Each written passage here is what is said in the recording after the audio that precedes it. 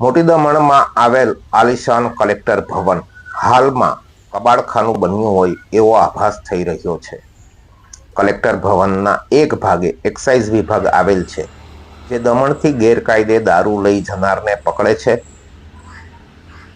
અને દારૂ ભરેલ વાહન જપ્ત કરે છે. જપ્ત કરાયેલા વાહનો કલેક્ટર ભવનમાં ભરી દેવામાં આવ્યા છે. હવે સ્થિતિ એવી થઈ છે કે ત્યાં કાર્ય કરતા કર્મચારીઓને પોતાના વાહન મૂકવાની જગ્યા જ નથી રહી.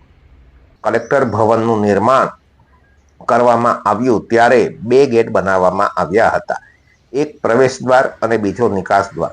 પણ હાલ નિકાસ દ્વાર બંધ કરી દેવામાં આવ્યો છે અને પ્રવેશ દ્વારથી એક તરફનો રસ્તો કલેક્ટર માટે આરક્ષિત રાખવામાં આવી રહ્યો છે, જેના લીધે પાછળના ભાગમાં વાહન લઈ જવાની ભારે સમસ્યા સર્જાઈ રહી છે.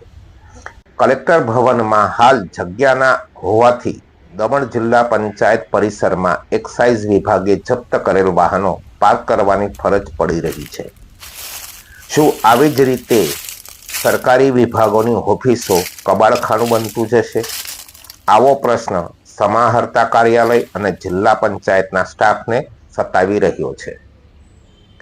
પ્રશાસક પ્રફુલભાઈ પટેલના 1 દશકના કાર્યકાળના છેલ્લા લગભગ 6 વર્ષથી દાદરા નગર હવેલી અને દમણ દીવની પ્રજા, જનપ્રતિનિધિ હોય કે સરકારી અધિકારી, બંને જાહેર કાર્યક્રમોમાં કે કોઈ કાર્યની પ્રેસ નોટમાં એક વાતનો ઉલ્લેખ જરૂરથી કરતા આવે છે કે પ્રશાસક શ્રીના માર્ગદર્શનમાં અમે આ કાર્ય કરી રહ્યા છીએ.